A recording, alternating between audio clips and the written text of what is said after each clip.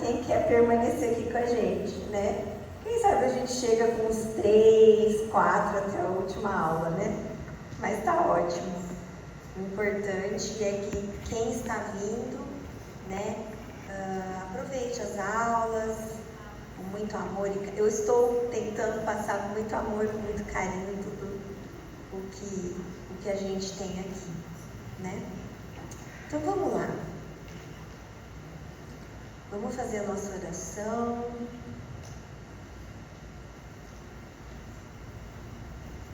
Vamos elevar os nossos pensamentos, agradecer a Jesus, agradecer a Deus por estarmos aqui para mais uma aula sobre a reforma íntima.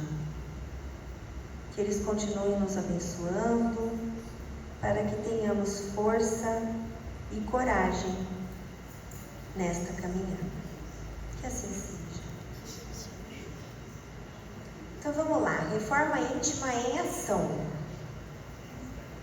Então hoje a aula, na aula passada, todo mundo, eu acho que a maioria não conseguiu completar ainda a atividade, porque realmente ela é muito complexa e vocês podem usar essa semana que vem ainda, porque ir preenchendo devagarzinho. Se quiser, eu vou começar a reforma íntima só depois que eu preencher tudo. Não precisa. De repente já tem um vício ali que você já quer eliminar, já coloca ele, já começa a agir nele. O restante vocês vão fazendo, tá? Os defeitos, eu acho que é mais difícil, né? Aquele quadro de defeitos para a gente poder quantificar os defeitos, ver realmente o que a gente tem. Os vícios eu acho que é mais claro, é mais simples, né? Ou você tem o vício ou você não tem. Os defeitos é mais difícil. Então eu acho assim, vamos pegar os vícios primeiro para deixar uma coisa mais objetiva agora, e os defeitos vocês vão fazendo devagarzinho até completar o quadro. Completou o quadro, aí vocês vão em cima deles também, né? Então vamos lá. Aqui, qual é o objetivo da aula? Nós daremos as orientações para que vocês consigam realizar o cronograma que você montou. Então, nós vamos dar as orientações para você conseguir colocar em ação aquilo que vocês planejaram, né? Lembra que eu falei que a gente tem 2 pessoas dentro de nós? Tem a que planeja e a que executa. Então aqui a gente vai ajudar com algumas orientações para você conseguir executar aquilo que você está planejando, tá? E vai ter exemplos para facilitar esse entendimento. Aqui são exemplos, tá bom? Eu vou ter que fazer exatamente como esse exemplo? Não, tá? É só um exemplo para poder ajudar. E esses exemplos vêm do livro que eu tinha citado na outra aula, Os Hábitos Atômicos. Eu, inclusive, vou comprar esse livro, porque eu acho que ele é muito interessante, porque ele não atua só nos vícios, não, ele atua nos defeitos também. Então, ele ajuda a gente a colocar em prática, né, aquilo que a gente está planejando, porque é muito difícil, é muito complexo. E esse livro, depois eu vou colocar o link que eu encontrei ele no Amazon, aí depois eu vou adquirir e depois vocês veem, se alguém achar um lugar mais em conta, mas eu sempre procuro tudo no Amazon, né, então eu achei ele lá, tá bom? E esses exemplos, ele vai fazer que você entenda o que você pode fazer no dia a dia para empreender aquilo que você planejou na sua reforma íntima, tá bom?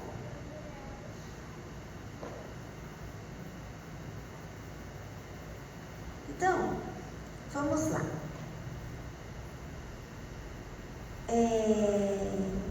Reforma íntima em ação. O livro Hábitos Atômicos, ele fala de 4 leis, tá? Que a gente segue para conseguir executar aquilo que a gente quer. Então, que leis são essas, né?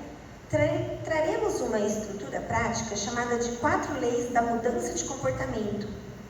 Essas leis fornecem um conjunto simples de regras para ajudar na criação de bons hábitos e no abandono dos maus. Um ciclo de feedback contínuo baseado nas 4 leis.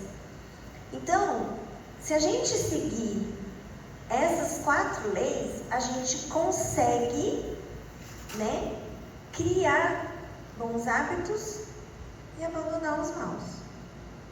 Então vamos lá. Primeira lei, estímulo. É algo que desencadeia o desejo de agir.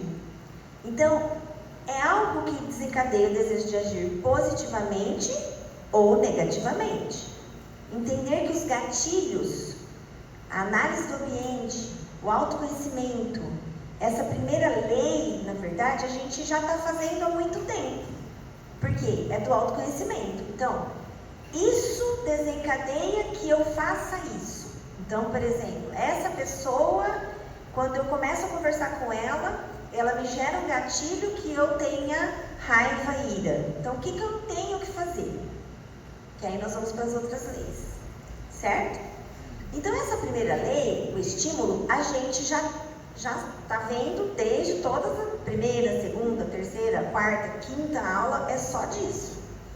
Então, análise de gatilhos, análise de ambiente e conhecer a si mesmo, tá? Então, tudo isso a gente já viu. Então, agora a gente vai pôr em prática. Segunda lei. É a motivação para realizar uma determinada ação. Esse desejo é o que faz com que esse comportamento seja atraente para nós. Então, o desejo é: eu vou montar uma forma para aquele comportamento se tornar atraente para mim. Ela vai nos dar orientação para que aquilo que queremos seja mais atraente. Então, por exemplo, eu sou sedentária. Eu preciso fazer atividade física. Eu odeio vou com a força do ódio para academia. Só que eu adoro assistir série. Então, se eu tiver uma esteira na minha casa, eu posso pôr a minha série fazendo esteira. Então, eu vou montar mecanismos para aquilo que eu preciso fazer e não gosto, mas é necessário ser mais prazeroso para mim. Então, eu vou colocar alguma coisa ali que me gera prazer, porque aí eu vou falar assim: ai, que legal, vou fazer minha esteira porque eu vou assistir minha série. Não dá para fazer isso? Ou uma bicicleta, enfim. Ou você gosta de música, por exemplo. Ah, eu vou fazer caminhada, mas eu gosto tanto dessas músicas. Vai ouvindo as músicas. Então, dá pra gente casar as duas coisas, se a gente quiser, tá? Terceira lei, resposta. É a ação realizada em resposta ao estímulo e ao desejo. Em função do estímulo e do desejo, eu vou realizar aquilo que realmente eu quero. Então, assim, é confuso isso aqui.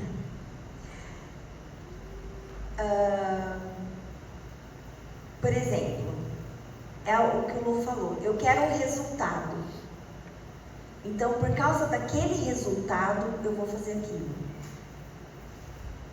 Então, eu quero ser mais saudável, eu quero perder peso.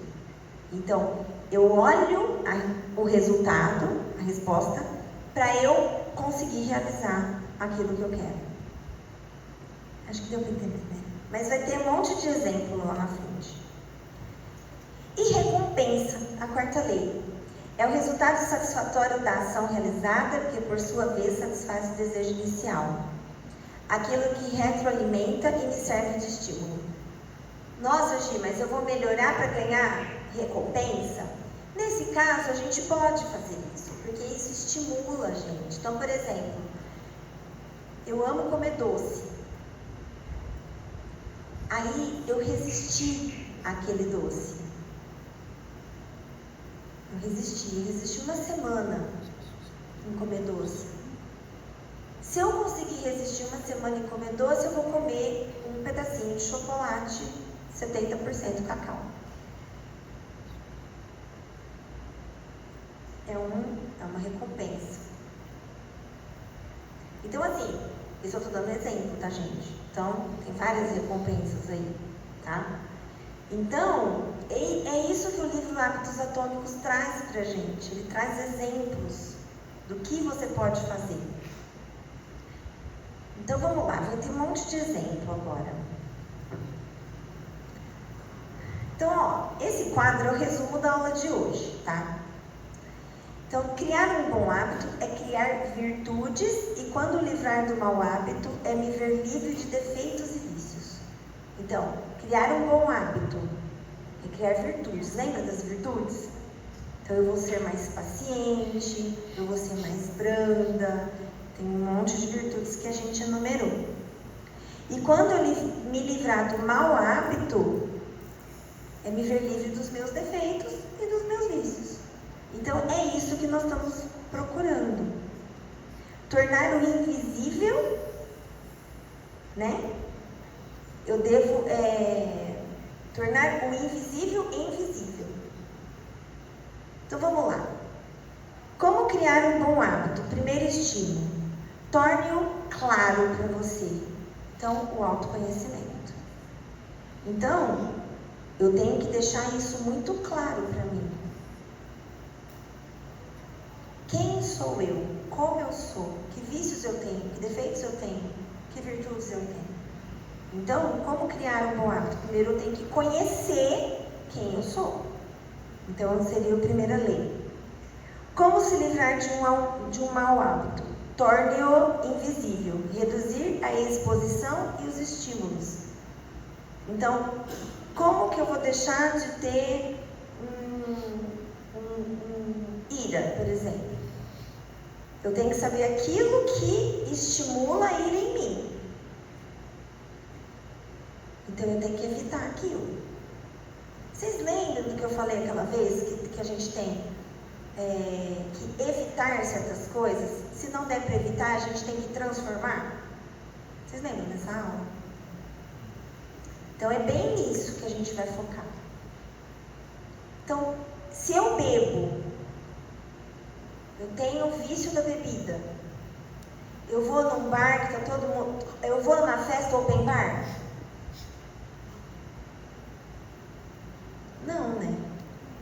Eu tenho que evitar ir uma festa open bar. Não é? Então, é isso. Tá? Então, essa é a primeira lei. Segunda lei, desejo. Como criar um bom hábito? Torne-o atraente. Vincula uma ação desejada como necessária. Foi aquilo que eu falei. Então, eu tenho que fazer atividade física. É desejada, é necessária. E eu quero assistir minha série. Será que eu consigo colocar as duas coisas juntas? Acho que dá para conseguir. Ou vou fazer uma caminhada e vou escutar uma playlist que eu adoro. Vai. Ou eu vou com uma pessoa que eu adoro conversar, e aí a gente vai praticar atividade juntos. Ou eu vou jogar um esporte coletivo e vou encontrar os meus amigos. E vou ter aquele momento de confraternização, né? Não sei. Qualquer coisa que você possa vincular uma ação necessária com uma desejada. Então, aí vai na imaginação de cada um, né? Como se livrar de um mau hábito? Torne-o desinteressante. Associar os sentimentos negativos. Então, assim, nossa, eu sou fumante e eu conheço uma pessoa que tem uma doença que veio por causa do cigarro. Então, tentar vincular a imagem dessa pessoa com o seu vício. Nossa, se eu continuar fumando, eu vou ficar igual a ela. Entendeu? Então você tem que vincular mesmo. Bebida, mesma coisa. Droga, piorou. Né? Então você tem que vincular o mau hábito com a consequência que ele vai dar. Então, no cigarro não tem aquelas prejudica o coração, tem aquelas... Meu, olha aquilo. Mas olha de verdade. Né? Então, eles fizeram isso para as pessoas tentarem criar esse vínculo do que aquilo pode trazer para você. Mas a grande maioria nem olha para aquilo. Ela nem olha para o maço, né? Mas quando a pessoa quer sair do vício, ela tem que procurar isso. Terceiro, resposta. Como criar um bom hábito? Torne-o fácil. Praticar mais que planejar. Reduzir a resistência. Então, por exemplo, para eu adquirir uma virtude, tenho que torná-la mais fácil para mim. Todos os dias, você tenta fazer um pouquinho daquela virtude. Não precisa fazer muito tempo. Você tem que fazer todos os dias. Então, eu vou fazer uma caridade todo dia. Ah, vou dar dinheiro? Não, eu vou escutar uma pessoa só. Vou fazer uma visita, ou eu vou dar um telefonema, que seja. Eu vou mandar uma mensagem no WhatsApp. Oi, tudo bem? Lembrei de você, você está bem? Como você está de saúde? Às vezes é uma pessoa que está precisando ser ouvida. Ninguém gasta nada com isso. Gasta. Então, todo dia você está fazendo um pouquinho. Então, essa aí você vai, né? Ou, por exemplo, ele vai dar mais exemplos aqui, mas sempre você faz um pouquinho, aí você aumenta mais um pouquinho, aí vai aumentando um pouquinho. Então, por exemplo, eu sou espírita. Então eu vou no centro espírita, eu vou trabalhar no centro espírita, né? Você começa a frequentar as palestras, aí depois você pergunta, olha, tem alguma coisa que eu possa ajudar aqui? Tem, você vai recepcionar as pessoas, aí você vai fazer um curso, ó como já está evoluindo, não é? Agora você pode fazer atendimento fraterno, você já consegue. Olha a caridade que você vai fazer, não é? Então, devagarzinho você vai aumentando isso. Então, como criar um bom hábito? E como se livrar do mau hábito? Torne-o difícil, aumentar a resistência para ser realizado. Foi aquele exemplo que eu falei de cigarro, lembra? Eu só vou fumar o cigarro que der para comprar lá no bairro São José. Eu moro aqui, mas eu preciso ir lá no São José para comprar um maço lá. Se não for de lá, eu não fumo. Olha, fica difícil. Não fica? Então, vai ser mais difícil ir lá no São José para pegar um maço para poder... Aí você pode comprar um maço por vez. Não pode comprar um pacote.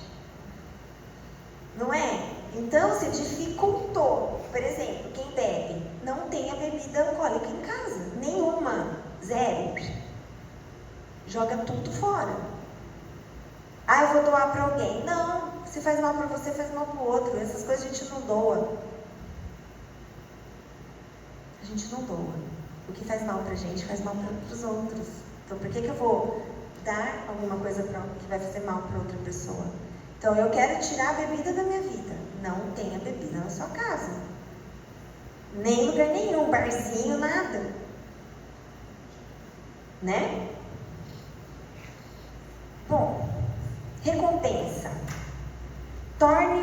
Como criar um bom hábito? Torne-o satisfatório, recompensa imediata. Então, eu consegui fazer alguma coisa, eu vou me recompensar disso, tá? E, para se livrar do mau hábito, torne-o insatisfatório. Eu vou me punir. Nossa, José, eu vou me punir. Então, eu vou... E para essa hora, a gente precisa da nossa família e dos nossos amigos, principalmente para os vícios. Bebeu. Alguma coisa vai ter que ter de punição. Eu pensei assim, bebeu, vai pagar 10 abdominal. E já faz atividade física, né? Então, assim, meio isso mesmo, sabe? Então, nossa, eu tive compulsão por compra. Então, tudo que eu gastei nessa compra, eu vou ter que doar a mesma quantidade para alguém. Você vai estar fazendo um bem, mas você está se punindo. Você está pegando teu dinheiro e tendo que dar lá para a pessoa, como doação. É esse tipo de punição, entendeu? Eu fiquei pensando, falei, se fizer tal coisa, então eu vou fazer abdominal. E polichinelo, e aí já faz atividade física, aí você já faz o bom hábito, né? Mas tem um monte de coisa, tem um monte de exemplo. Então vamos lá. Primeiro, estímulo. Torne-o claro quanto você quer melhorar e invisível quanto você quer tirar da sua vida. É importante trazer à consciência os hábitos existentes antes de tentar mudá-los. Autoconhecimento. Ok. Por que colocou ok? Porque nós já fizemos isso. Tá? Segundo, identificar o poder do ambiente em nós e no acionamento de nossos gatilhos. Evitar ou reconfigurar o ambiente para criar estímulos positivos que favoreçam os bons hábitos. Reduzir a exposição aos estímulos que os desencadeiam. Lembra dessa aula? A gente teve uma aula só disso. Ok, então isso a gente já sabe. De não lembro, volta lá na aula, tá? Tornar claro também envolve a intenção de implementação. Um plano claro de quando e onde agir na criação de novos hábitos. Programa de combate aos vícios, que a gente já viu também na aula, 2 aulas anteriores, certo? Então isso aqui, a primeira lei a gente já cansou de bater aqui. Não lembro, pega a aula que tá lá, tá?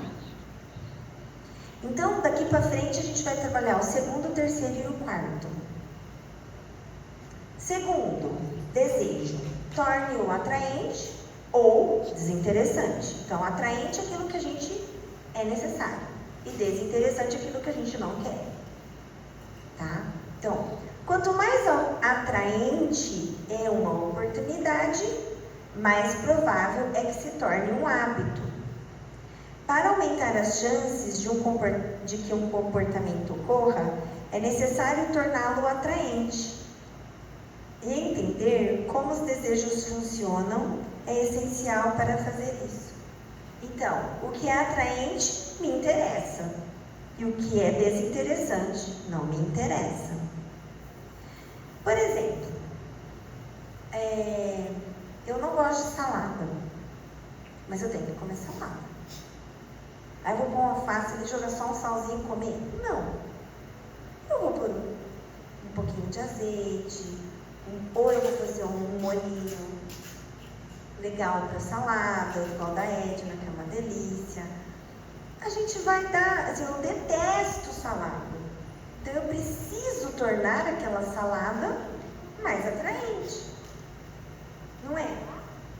Por exemplo, a gente vai comer. A comida, a primeira coisa que a gente vê é o visual. Não é o visual? A gente deixa ela atraente. Não é? Aquela coisa tudo jogada, não sei o quê. Você não dá vontade nem de começar a comer. Não é verdade? Então, a gente torna aquilo atraente. E aí a gente come. Então, aquilo que a gente tem menos desejo, mas a gente precisa, a gente deixa mais atraente, né? Então, assim, quando a gente vai falar agora do papel da dopamina. A dopamina é um neurotransmissor cerebral que ela gera o prazer. Quando a gente libera a dopamina, a gente tem prazer, a gente sente prazer. Então, por exemplo, uma criança que você fala assim, a mamãe vai te dar tal boneca, ela quer muito aquela boneca. Aquilo, só de você falar, a criança já sorri e aquilo já gera um prazer. As crianças antigamente, né? Porque as de hoje não tem prazer com nada, né? Porque elas têm tudo, então nada gera prazer. A dopamina dela já excedeu. Isso é um grande problema, tá? E isso está sendo um grande problema das crianças de hoje. Elas não ficam felizes com nada. Eu não sei se vocês já perceberam isso. Não adianta se dar nada, porque para elas nada tá bom. Por quê? Porque elas têm tudo. Elas nunca viveram em escassez. A gente sempre dá muito, muito, muito. Eu não sei sei, a nossa geração dá tudo além dessa molecada. Então elas não têm mais liberação de dopamina. Então elas não têm prazer mesmo. Eu não sei na época de vocês, mas a minha era assim, ó, vai tomar Coca-Cola só no final de semana. Entendeu? McDonald's, eu nem sabia que existia. Era uma vez por ano, assim, na luta. Tomar um sorvete era se vestir com a melhor roupa. Com a melhor roupa, vamos tomar um sorvete. Hoje, a gente consegue isso? Nada deixa eles felizes, nada. Tem criança que nem iPhone deixa feliz mais. Tá triste a coisa, mas enfim. Então, qual que é o papel da dopamina? Ela é liberada não apenas quando se experimenta o prazer, mas também e principalmente quando se prevê o prazer. Então, só de saber que aquilo vai acontecer, a gente tem liberação de dopamina, né? Então, ao pensar e prever, eu já estou liberando dopamina. Então, é muito importante não só agir no bem, mas fazê-lo, torná-lo atraente. Se você vai fazer alguma coisa num local que para você não é atraente, você não vai com vontade. Então, por exemplo, eu vou fazer uma caridade, mas o lugar é extremamente assim, as pessoas são hostis, as pessoas são mal educadas. Você não quer fazer caridade ali. Porque aquele local não te fala, puxa, eu vou ter que ir lá de novo. Não é? Então, quando a gente está mudando o hábito, já mudei o hábito. Aí você consegue encarar essas coisas. Porque você sabe que aquilo faz bem para você. Só que até você mudar, para você começar, você já vai começar num local que às vezes é muito hostil, que te traz só coisa ruim, lembranças ruins. Não dá para mudar assim, não é? Tornar os bons hábitos atraentes. A estratégia é vincular uma ação desejada com uma necessária. Assim, mesmo que não se queira realizar uma determinada tarefa, ela se torna mais palatável se estiver associada a algo desejado. Tornar os maus hábitos menos atraentes. Reestruture sua atitude mental. Ressalte os benefícios de evitar seus maus hábitos e os malefícios dos mesmos. Gente, quando a gente toma bebida alcoólica, a gente fica meio alteradinho assim. Quando sempre faz isso, você vai numa festa, tá todo mundo assim, né? Começa de um jeito, aí no meio da festa já tá todo mundo meio falando alto, falando um monte de bobagem, e você também. Fica um dia sem beber e observa. Observa a mudança das pessoas com a bebida alcoólica. E aí você começa a pensar, nossa, eu também fico assim.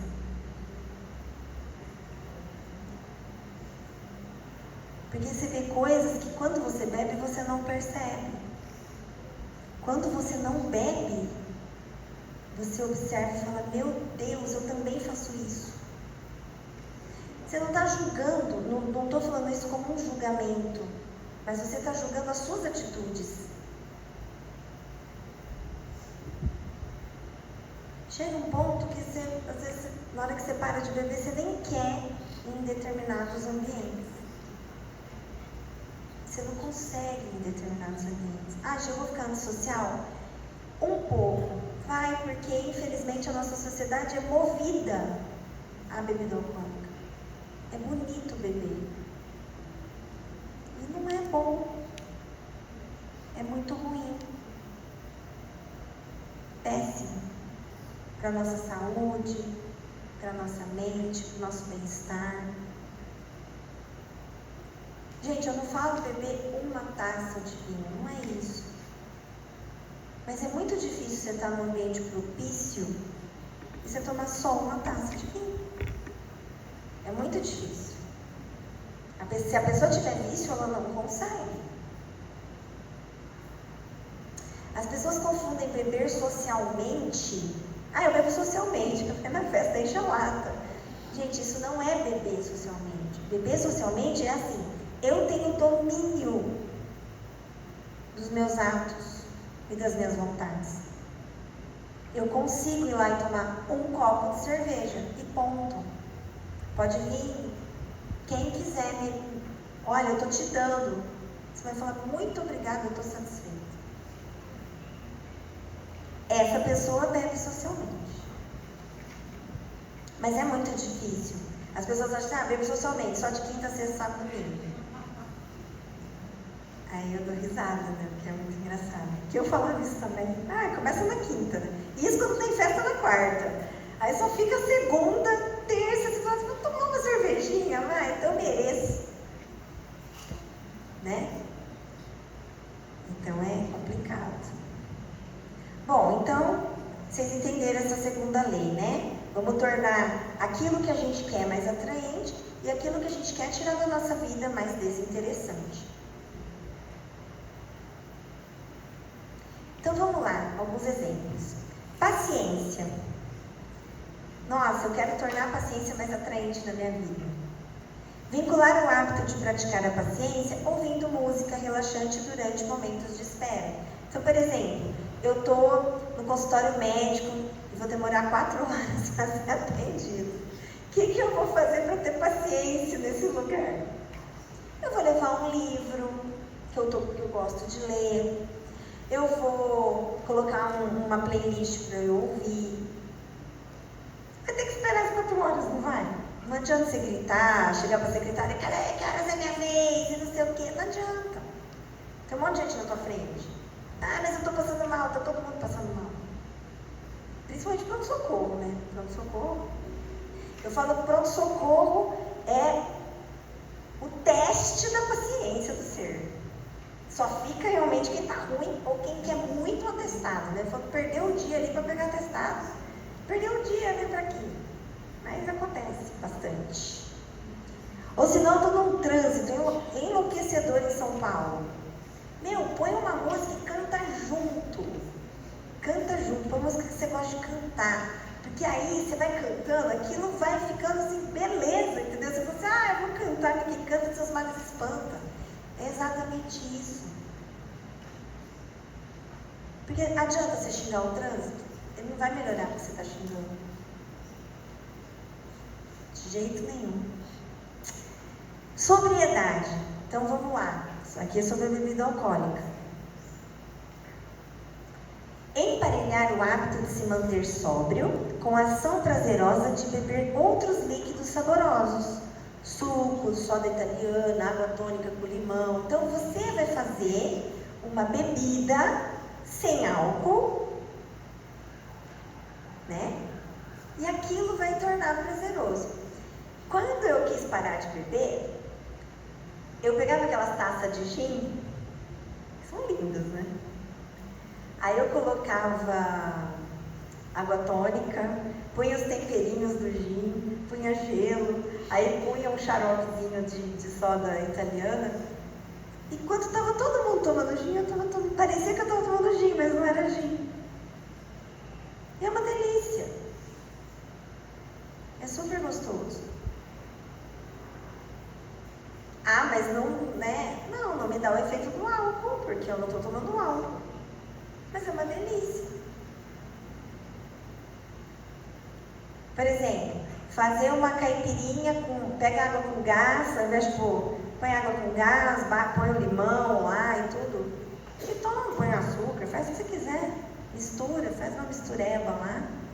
E fica uma delícia. Vou tomar uma Heineken 0. Não tem álcool. Tá tomando cerveja com todo mundo. Gente, eu vou encher a cara com Heineken 0 hoje. E vocês vão perceber que vocês não conseguem tomar muito. Não conseguem. Por exemplo, quem toma chopp vai tomando, né, um atrás do outro. Cerveja vai tomando uma atrás da outra. Você toma Heineken Zero, você toma 3 long neck, você já está... Isso nos prova que sempre tem alguém bebendo com a gente quando a gente está tomando bebida alcoólica. A gente não bebe sozinho. Os obsessores estão aqui, tomando com a gente. Por isso que a gente consegue tomar um monte, 12, né? Um fardo sozinho. E acha bonito, né? Vamos empilhar aqui para todo mundo ver aquela pilha de latinha e tirar foto no final da festa. Mas isso aqui é uma forma. Humildade. Vincular o hábito de cultivar a humildade com o prazer de aprender algo novo todos os dias, como ler um livro ou ouvir histórias de vida de pessoas diversas e aprender com suas experiências. Seja conversando com amigos mais velhos, voluntariando-se em projetos sociais ou participando de grupos de apoio. A gente vai aprender com as experiências dos outros, das outras pessoas, né? Então, às vezes alguém vem, fala alguma coisa para você, o que você tem que fazer? Tirar o melhor que está sendo passado ali para você. O que eu posso aproveitar dessa informação para a minha vida? Não posso, não tenho nada para aproveitar. Ok, a pessoa falou, você ouviu, você foi caridoso com ela. Só que eu acho que a experiência do outro sempre tem algo a mais para nos ensinar. O que a pessoa passou, muitas vezes é uma lição de vida para a gente. A gente pode não ter passado por aquilo, mas a gente pode passar um dia. Já pararam para pensar nisso?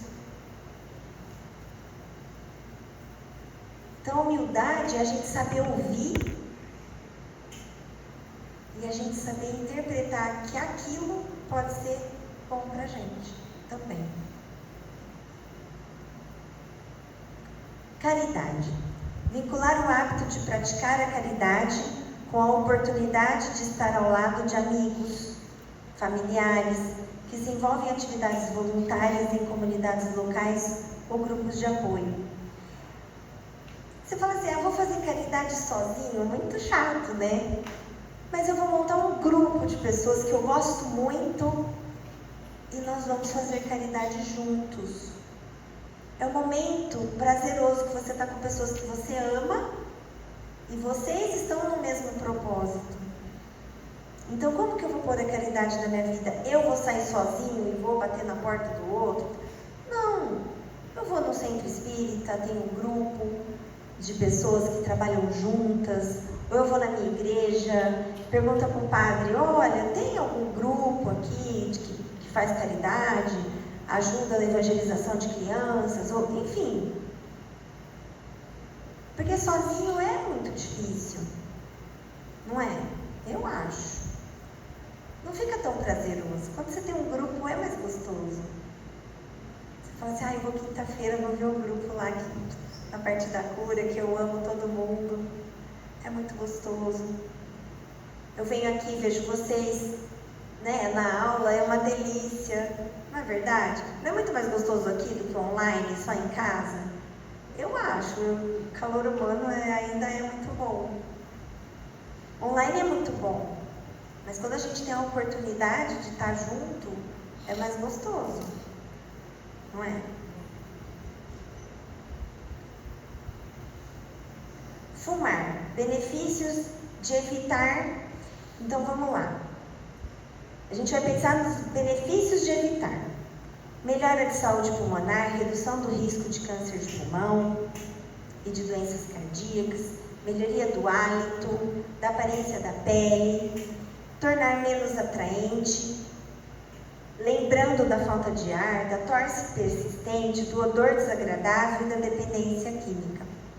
Eu conheço muita gente que parou de fumar e falava assim, meu Deus, como é ruim esse cheiro. Porque a pessoa não sente, né? Quando ela fuma, ela nem percebe o cheiro. Aí quando ela para de fumar e chega um fumante do lado dela e fala, Senhor, o que é isso? Eu falo, é um fumante, o fumante tem esse cheiro, pode passar o perfume que quiser, tomar banho quantas vezes quiser, ele está sempre com esse cheiro. Então, não é. Se a gente pensar nisso, torna menos atraente. Irar-se. Então, quais são os benefícios de evitar? Se eu não me irar, o que vai melhorar na minha vida? Melhora dos relacionamentos interpessoais, redução do estresse e da ansiedade, aumento da paz interior e da saúde mental. Eu falo assim, na hora que alguém vai te tirar do sério, você fala, ai, que preguiça, que eu tô de brigada, já sai. Sai. Fala, ai, tô com preguiça de brigar, não vou brigar. Preguiça. Não quero nem pensar o que eu vou falar. Então fica quieto. Você tira essa oportunidade da ira aflorar.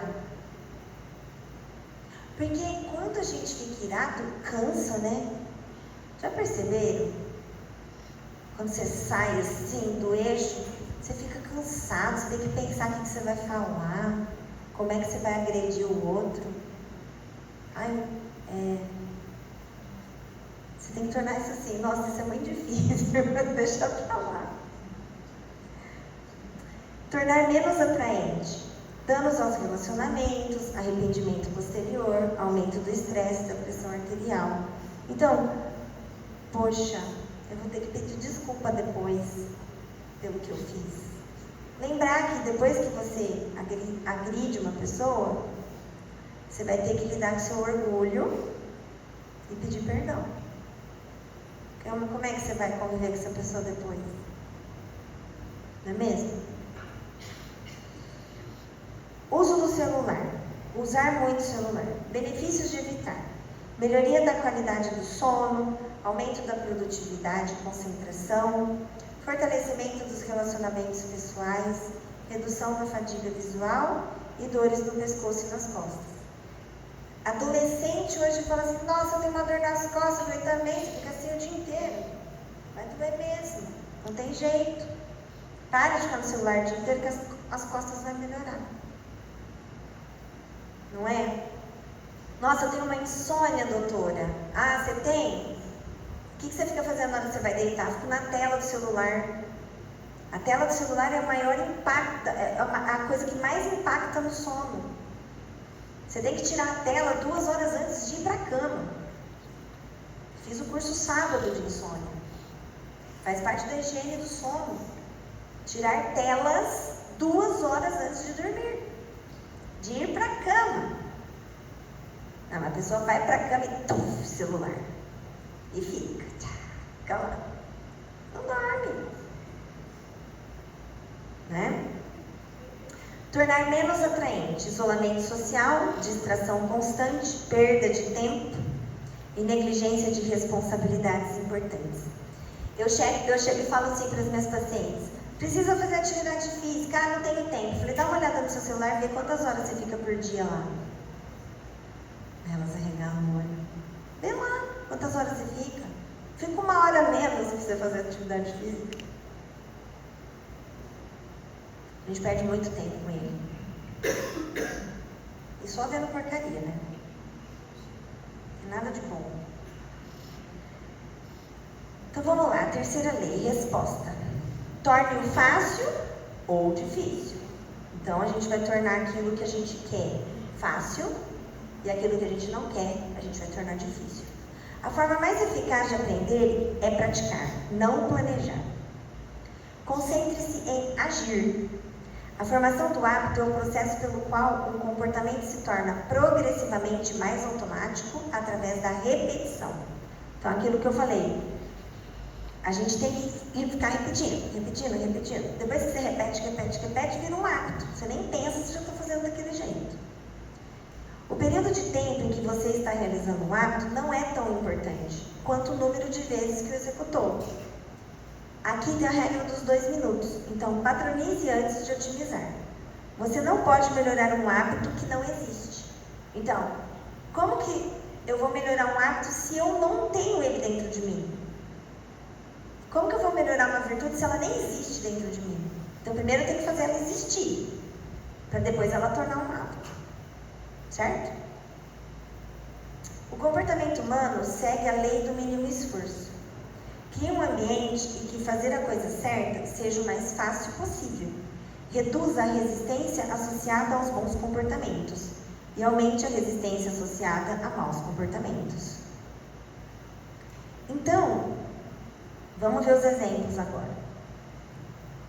Ambiente de tolerância. O que nós vamos tornar fácil? Então, ambiente de tolerância. Cultive um ambiente de diversidade. Pratique a escuta ativa, promovendo conversas abertas e respeitosas, onde as pessoas se sintam ouvidas e valorizadas, mesmo quando têm opiniões divergentes. Incentivo da reflexão, não do julgamento. Então, por exemplo, você pega um corintiano e um palmeirense, e eles vão conversar sobre futebol. Vai dar problema. Então, se um é corintiano e ele quer melhorar a tolerância, ele vai conversar com o palmeirense e vai só ouvir o que o palmeirense vai falar, sem retrucar. Ele está cultivando a tolerância para ele.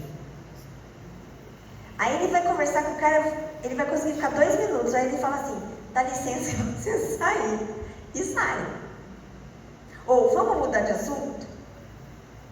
Quem sabe na outra semana, no outro dia eles conseguem falar 3 minutos sobre aquilo, depois aumenta para 4, até que eles conseguem falar de um jogo inteiro e está tudo bem para ele.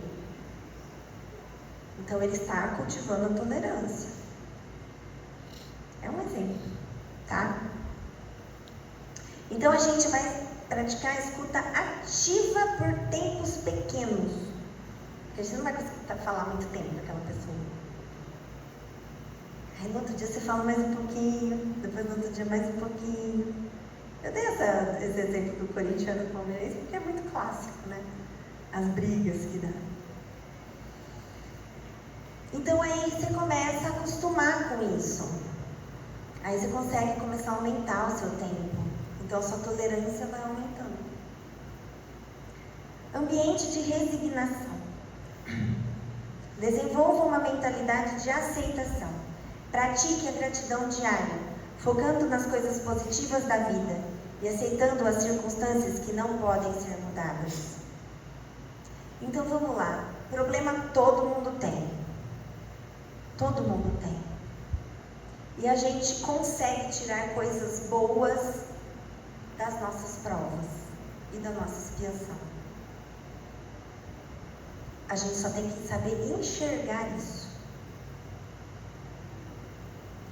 Às vezes eu falo assim, nossa, eu não enxergo bem. Mas eu escuto muito bem. Gratidão pela minha audição, Senhor. Isso é uma resignação. Eu não tenho isso, mas eu tenho isso. Meu emprego é difícil, meu patrão é difícil, mas ele paga o salário em dia para mim. Não é? Se a gente... Gratidão que eu tenho um emprego, que se eu não tiver, como que eu vou pagar o meu boleto? E as minhas contas? Eu consigo comprar esse remédio, porque eu tenho aquele emprego horrível, mas eu tenho. Muito obrigado, Senhor, pelo meu emprego. Então a gente tem que tirar, vamos pegar 2 minutinhos por dia para agradecer aquilo que nós temos. Parar de só reclamar daquilo que não temos ou que é difícil e começar a pegar 2 minutos. Falar assim, olha, eu vou pegar 2 minutos antes de dormir e vou listar tudo que eu tenho de bom na minha vida e vou agradecer. Se a gente for listar tudo que a gente tem de bom na nossa vida, a gente vai precisar de muito mais do que 2 minutos. A gente não vai conseguir listar em 2 minutos, porque a gente tem muita coisa boa. Muita. A gente tem muito mais coisas boas do que coisas ruins. Só o fato da gente acordar de manhã, a gente já tem que agradecer. Mais um dia que a gente está tendo de oportunidade de estar aqui. Ah, vai ser um dia difícil? Vai, mas vai ter coisas boas no meio. Então, ambiente de resignação. Ambiente de perdão. Pratique a empatia. Coloque-se no lugar do outro para compreender suas motivações e experiências, facilitando o processo de perdão. Promova o diálogo aberto e honesto, criando espaços seguros onde as pessoas possam expressar suas emoções e resolver conflitos de forma construtiva. Praticar o perdão é muito difícil, mas a gente tem que se colocar sempre no lugar do outro. Por que ele fez aquilo? O que eu fiz para ele? Será que eu também não fiz algo para ele que desencadeou todo esse processo? Porque a gente só sabe culpar o que o outro fez com a gente. Mas e antes? Será que eu falei com ele de uma forma adequada? Porque a gente nunca olha o que a gente fez antes. Ah, eu não fiz nada. Será? Às vezes fez. Às vezes não fez nessa vida, fez em outra. Né? Ambiente para reduzir a gula. Esse é ótimo. Mantenha alimentos saudáveis facilmente acessíveis. Mantenha frutas frescas, vegetais cortados e lanches saudáveis em locais visíveis e de fácil acesso na sua casa. E mantenha os alimentos pouco saudáveis fora do alcance, fora da vista. Você vai na maioria das casas, o que tem na despensa? Bolacha, doce, refrigerante, suco industrializado, está tudo lá. Aí você vai na geladeira, tem melancia na casca ainda, você tem que abrir, cortar. Vai. Laranja que tem que descascar. Fruta que tem que lavar. Então o que você faz? Compra essas coisas, já deixa tudo fatiadinho, descascadinho, tudo nos potinhos ali, porque tá fácil, abriu, comeu. Porque as coisas que são ruins, elas são muito fáceis. Bolacha, você abre o pacote e come. O suco, você tem que espremer a fruta e tal, então, difícil. É mais fácil abrir a caixinha e tomar. Suco cheio de açúcar. Então a gente vai, assim, reduzir a gula, vamos deixar as coisas mais fáceis à vista. E as mais difíceis, é bom nem ter em casa, nem comprar. Certo? Ambiente para reduzir o álcool. Mantenha a casa livre de bebidas alcoólicas, evite manter as bebidas em casa, reduzindo a tentação de consumi-las. Se for socializar em locais onde o álcool é servido, estabeleça limites claros para si mesmo e planeje com antecedência alternativas não alcoólicas. Então, vou para o churrasco, leve a sua cerveja sem álcool. Eu vou numa pizza com os amigos, vai ter vinho. Estabeleça uma taça de vinho, apenas. Então, você estabelece já para você os seus limites. Ambiente para reduzir a vaidade. Reduza o tempo gasto em frente ao espelho e em atividades relacionadas à aparência, como compras excessivas de roupas ou maquiagem. Concentre-se em atividades que promovam o crescimento pessoal e o desenvolvimento de habilidades, desviando o foco da vaidade externa. Eu vou ter que ir um pouquinho mais rápido, gente. Recompensa. Torne o satisfatório e insatisfatório. É mais provável repetirmos o comportamento quando a experiência é satisfatória. O cérebro humano evolui para priorizar recompensas imediatas, em detrimento das tardias. Contador de ocorrências. Então, você vai fazer um contador de ocorrências, tá? A regra essencial da mudança do comportamento é: o que é imediatamente recompensado é repetido, o que é imediatamente punido é evitado.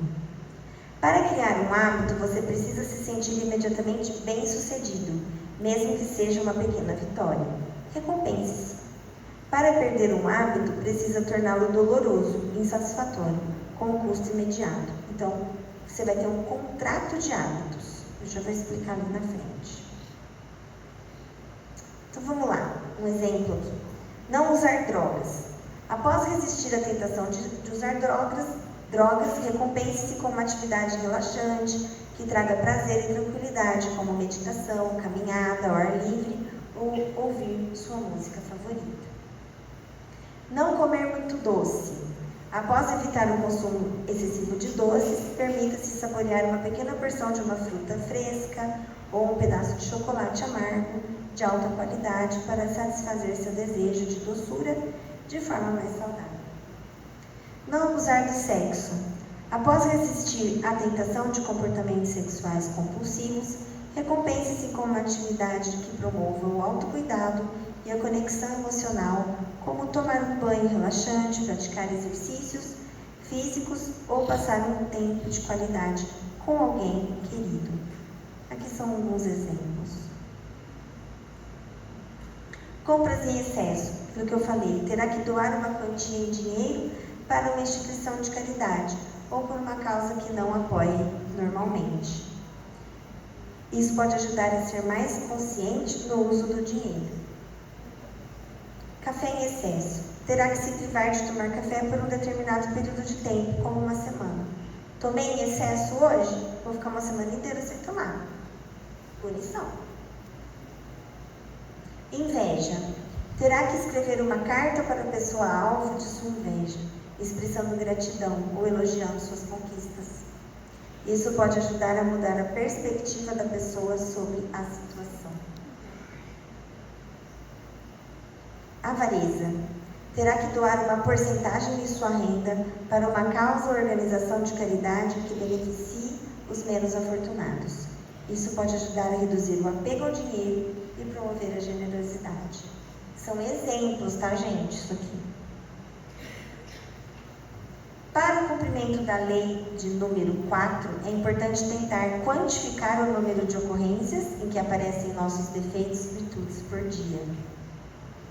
Então, assim, quantas vezes por dia eu faço aquilo? Ou quantas vezes por dia eu deixo de fazer isso? Então, essas são as ocorrências, tá? Então, contador de ocorrências, defeitos ou virtudes. Ao final de cada semana, chegaremos a valores numéricos das ocorrências. Então, precisaremos, após várias semanas, fazer uma comparação das observações anotadas. Usaremos a ficha de controle de ocorrências, onde realizaremos semanalmente a apuração de número de vezes em que o defeito ou a virtude manifestou-se em nós. Nessa contagem, não levemos em conta a intensidade com que o defeito ou virtude tem ocorrido. Então, por exemplo, eu quero parar de fumar, mas aí eu não vou fumar mais. Só que naquele dia eu fumei 4 cigarros, então você fez 4 vezes aquela ocorrência. 20 vezes. Entendeu? Então, quantas vezes você fez? Ah, mas eu fumei 20 um atrás do outro, não interessa. Faça o contador de ocorrências, conforme a sua tabela de programação de combate de vícios. Caso queira, crie um programa de aquisição de virtudes e inclua no contador as virtudes também que deseja trabalhar no período. Então lá, tem os vícios, fumo e celular. Então, olha lá, o fumo na segunda foi 4, na terça foi 3, na quarta foi 3, na quinta foi 2, tá vendo? Então, dá 18 no total na semana. Virtudes, paciência. Nossa, tive um momento de paciência na segunda, tive 3 na terça, tive 2 na quarta, tive 2 na quinta. Então, aqui você está colocando o seu contador de ocorrências daquilo que você quer melhorar, certo? E aí você vai seguindo isso da programação que você... Então, eu quero melhorar parte do celular, então é isso que eu vou contar, tá? Então, cada um tem o seu.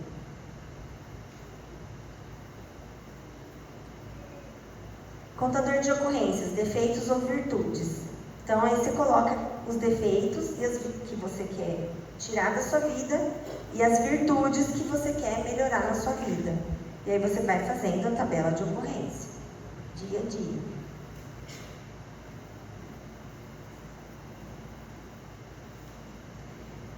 efeitos de muito tempo não se modificam repentinamente, podendo levar mais de uma existência.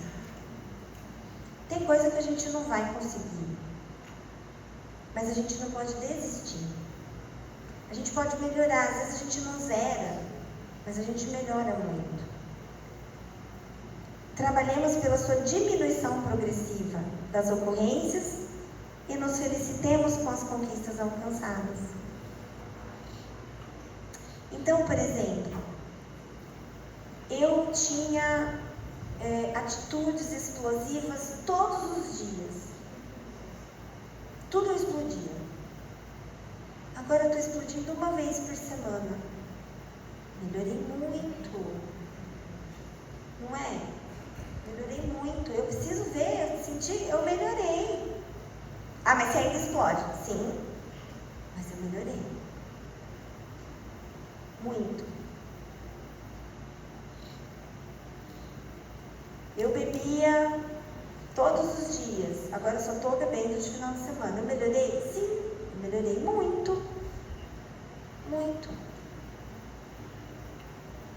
Então a gente não pode ficar também achando. A gente quer. Qual é o nosso maior exemplo que eu falei sempre? Jesus. Mas Jesus é perfeito. E nós somos imperfeitos. Nós olhamos para Jesus e nós queremos chegar até Jesus. Então, se a gente der um passo, a gente vai estar mais perto de Jesus, não vai? Então, cada passo que a gente dá, a gente está mais perto de Jesus. Então, não fiquem tristes assim, eu ainda sou egoísta. Todos somos egoístas. Todos somos egoístas. Por exemplo, eu vou dar um exemplo de egoísmo que às vezes as pessoas não... Elas olham para mim quando eu falo isso. Quando você tem uma mãezinha que está acamada lá, cheia de escária, não se alimenta, está de sonda para se alimentar, está de fralda, está daquele jeito. A maioria das pessoas choram e quer que a pessoa fique ali naquela situação.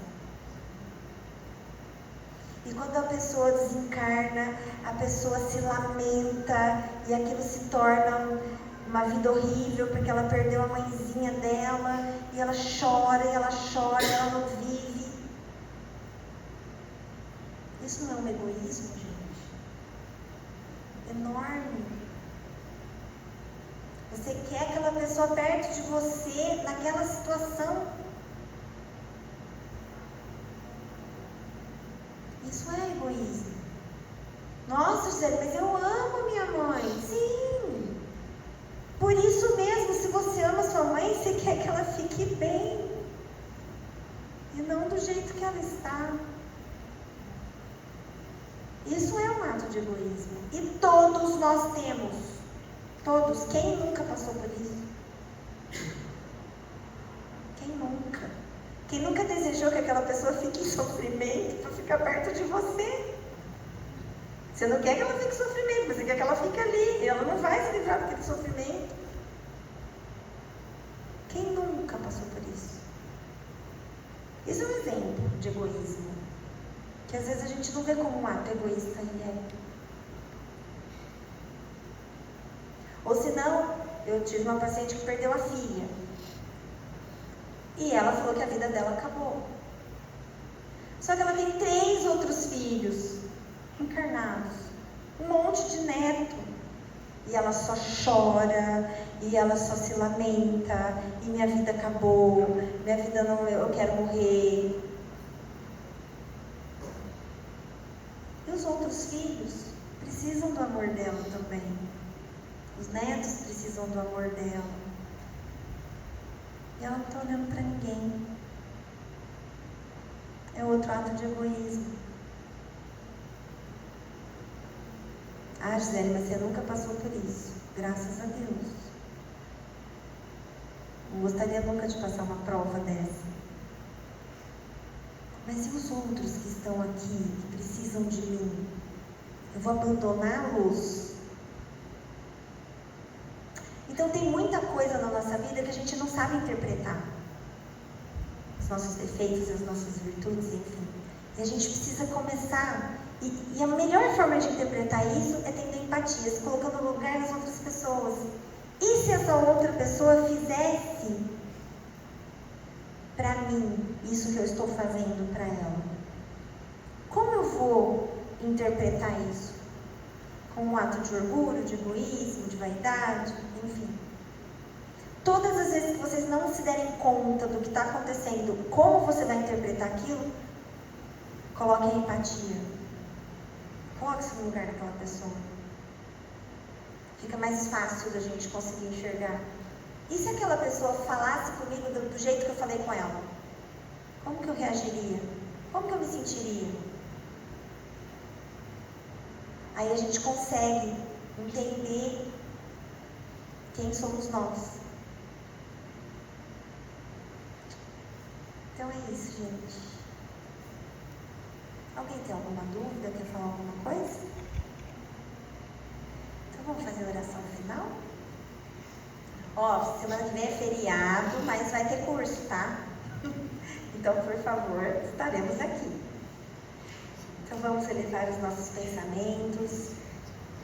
Vamos pedir muito ajuda de Jesus, muita ajuda dos nossos mentores, dos nossos irmãos, da espiritualidade amiga, para que tenhamos força, clareza, discernimento, sabedoria, para continuarmos nessa luta diária, que vai durar quanto tempo? O resto das nossas vidas. Todos os dias veremos que temos coisas para melhorar, que temos coisas que a gente precisa excluir da nossa vida e outras coisas que a gente precisa aumentar na nossa vida. E nós precisamos muito da espiritualidade amiga do nosso lado, dando intuições e sabedoria para a gente.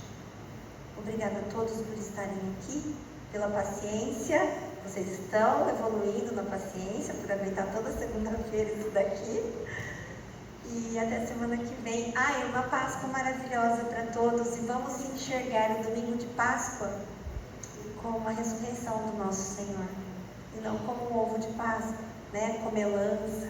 Fazer uma oração para Jesus, né? E agradecer o que Ele fez por nós.